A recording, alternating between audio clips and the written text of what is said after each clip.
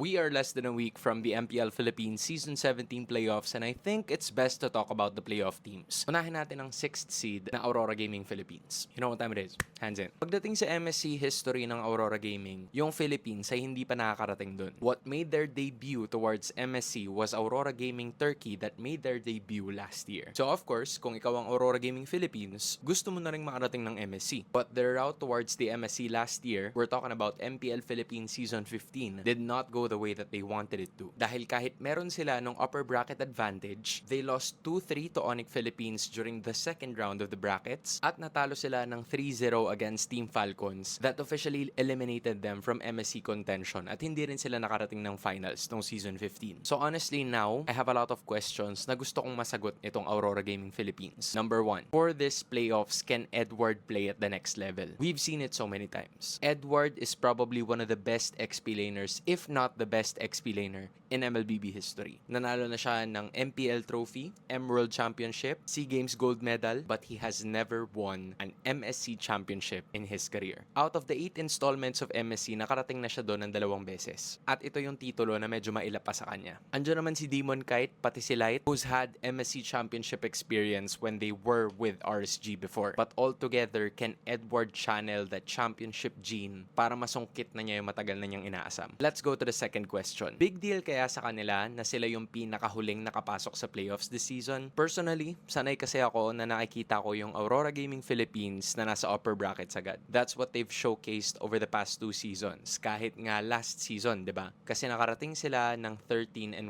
win-loss record during the regular season. So ngayon, I think this is the first time in Aurora Gaming PH history na nasa pinakamababang seed sila. They are at number 6 at ang kakaharapin nila ay ang Onyx Philippines. Siguro ang pwede ko maging sagot dito ay mamaw naman maghanda si Coach Master The Basics at pati na rin si Coach Dexstar. Dahil malaki na yung pressure dun sa mga manlalaro, I feel like it's up to them to make it a little bit easier for them to track it. But speaking of the players, I'll go with my last question. Can Doming Kite have his clutch factor in the first round of the playoffs? I don't know, but like, there's so many people who's saying this. Bibihira tayong makakita ng mga games na bumubuhat ng laro si Doming. I don't know if you've seen it. May nakita naman ako mangilan-ngilan. But I really want him to step up big time in this first series. Or kahit sa kabuuan na ng playoffs. Obviously, this is not to bash him. This is to challenge him. Kasi alam ko yung kapasidad ng manalarong ito. They may have stumbled during the early portions of the season, pero kung merong magandang pagkakataon para ilabas na yung tunay niyang lakas and have that clutch factor showcase to the world, I think the playoffs is the time. Whether it's a long shot or not, for the defending Emerald champions to actually be